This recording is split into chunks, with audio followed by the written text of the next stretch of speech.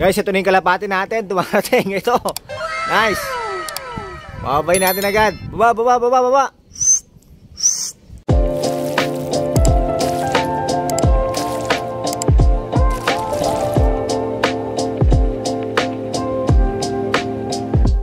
Good morning mga kaibon. Welcome back sa aming channel. For today's video, abangan nyo kami ulit mag-abang. Samahan nyo ulit kami mag-abang ng kalapati natin, no? Yung off-color natin, sinali natin sa Pare Club. Second lap na ngayon sa Rosario, ay sa San Fernando, La Union. Abangan natin mga kalapatid, mga kaibon, samahan nyo kami. Tara. So guys, bago tayo magabang, no, shout out pala kay Sir Richard Malyari. Dinala niya tayo ng ibon, no. Pakita ko sa inyo. Ipapares natin to doon sa Mauve Pale Follow natin. Eto guys, no. Ang ID nito, Vayo Opa Pale Follow Kak. Papares natin siya dun sa sa move natin para mapagpalabas tayo ng mga sure ball na red eyes. Dahil pag back to back fail follow, automatic fail follow din yung mga anak nila. You know, ipo-force pair na natin sila ngayon, tapos sana mag-ban agad para masalang na natin agad. Para yung mga next, yung clutch nila, makapagparapol na tayo agad ulit. Every clutch pala ng mga ibon natin, kada isa sa mga breeder natin, magpaparapol tayo, no? Kada isang inakay sa mga ilalabas nila, mamimigay tayo. You know, shout out ulit kay Sir Richard Malyari. Maraming salamat, sir. Hinatid niya pa yung ibon dito sa atin. Napakalayo ng lugar nila. Taga San Fernando pa siya. Maraming salamat, sir. God bless. So guys, ito, pinaliguan na natin sila, no? Pinorspare na natin sila para may salang natin agad. Sana mag-ban sila agad, no? Sure kak naman daw tong nakuha nating ibon, eh. Tapos itong isa natin proven hen na to. Tapos ito naman yung next natin na ipo-force pair. Yung par blue split opa, split pale follow natin. Yung kapartner nung mauve natin dati. Pinares natin siya dito sa Vayo opa hen, split pale follow. Sexling hen to, kaya sigurado magandang pares to. Sana mag-ban sila agad din, no? Para may breed din na natin sila. So guys, yung release pala ng ibon natin sa San Fernando, La Union. Bali, inaasahan natin dumating yung ibon natin mga alas 9 ng umaga. Time check tayo. 8:15 pa lang. Bali, may higit kalahating oras pa tayo para magabang, no? Tapos pala guys, no, yung mga nagtatanong sa raffle, PM nyo po ako. Ako mismo yung PM nyo, yung Patrick Mini Aviary. Para may lista ko po kayo dun sa free raffle natin. Kung di man po kayo papalarin na manalo, every clutch po ng mga ibon natin, mamimigay po tayo. Paparaffle tayo.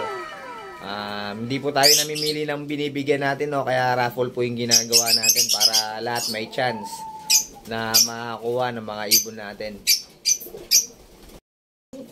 Tapos itong Mariano tsaka VDB natin, sinasalang na natin sila ulit, no? Kinondisyon na natin sila. Bali, diniworm na natin sila, tsaka yun, kinondisyon na natin. Bali, yung magiging anak nito sa akin na mapupunta.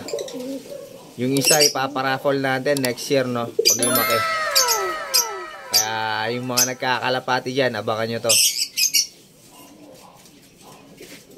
A few moments later.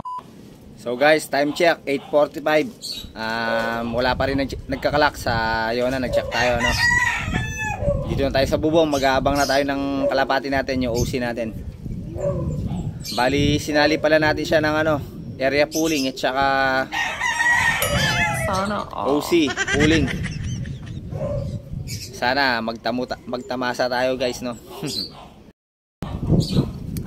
Maganda yung panahon natin ngayon sa mga guys, no? Mainit. Sana makauwi agad yung kalapati natin. Ayan, no?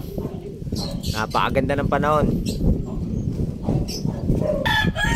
So guys, ayan yung pinag force pair natin, no? Yung back to back tail follow natin. Sana mag-band sila agad. Binabad muna natin sila sa araw para matuyo sila agad. Tapos ibabalik na rin natin sila sa cage maya-maya konti kasi tail follow yan, no? Sensitive sila sa sikat ng araw.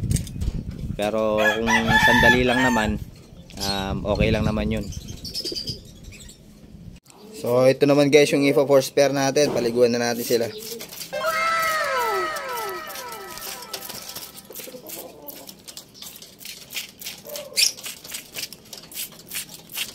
Yan, tapos babad na rin natin sila sa araw para matuyo sila agad. Mag-pair sila. Meanwhile, time check guys, 8:55. May nag-clock na sa Yona. 16 na sila, no? Sana parating na yung ibon natin. Mag-aalas 9 na. Inaasahan natin yung dumating yung ibon natin ganitong oras. a few moments later. Guys, time check 9:20. Nag-check tayo sa Yona. 388 na yung mga nag-clock. Yung ibon natin wala pa, no? Medyo nahuli siya ngayon. Sana makauwi. Nung sinali natin siya sa TGRC na club, no? Doon din siya nahirapan sa San Fernando, La Union. Kinabukasan na siya nakauwi nun. Di lang natin alam ngayon kung makakabisado niya na yung daan doon. Nakauwi naman siya ng pagudpod, no? Kaya mataas yung tiwala natin doon sa ibon natin na makakauwi siya. Ayun guys, yung pinagpapares natin, no? Mukhang banded na sila, nagdidikit na sila. Sana mag-band sila agad para ma-breed natin sila agad, no? Masundan agad yung ano, paparaffle natin. One eternity later. Guys, ito na yung kalapati natin. Dumarating ito. Nice. Babay natin agad. Baba. Baba. Napakagaling talaga. Sana all. Baba. Baba.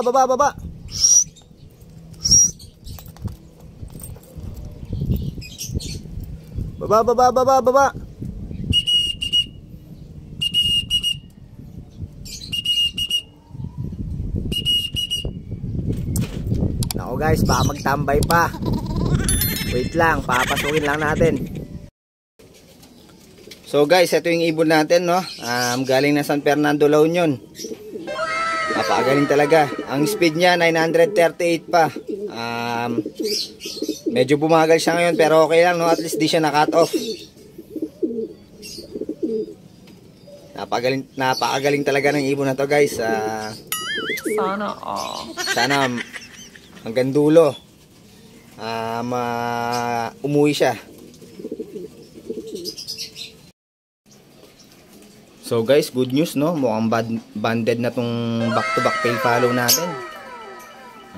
Bigyan ko lang sila ng mga 3 days. Yung siguradong di na sila nag-aaway. Para siguradong di patayin ng hen yung kak. Tapos ibibreed na natin sila. Abangan nyo to guys. OPA Pale Follow project to. Puro visual lang magiging anak na ito. Abangan nyo yung ipaparaffle natin dito. So guys, mukhang banded na rin tong Finor Spare natin, no? Yung OPA Pale Follow project din to guys. Mabangan nyo din to. Magbibigay din tayo dito, no? Bawat isa sa mga breeder natin, magbibigay tayo ng ibon. Isang piraso kada breeder yung ipaparaffle natin sa mga inakay nila. So guys, abangan nyo. Ayun guys, hanggang dito na lang yung vlog natin ngayong araw na to. Maraming salamat sa suporta nyo guys. Huwag nyo sana kalimutan mag-follow at mag-subscribe sa aming Facebook page at aming YouTube channel. Maraming salamat mga kaibon, mga kalapatids. Ingat and God bless.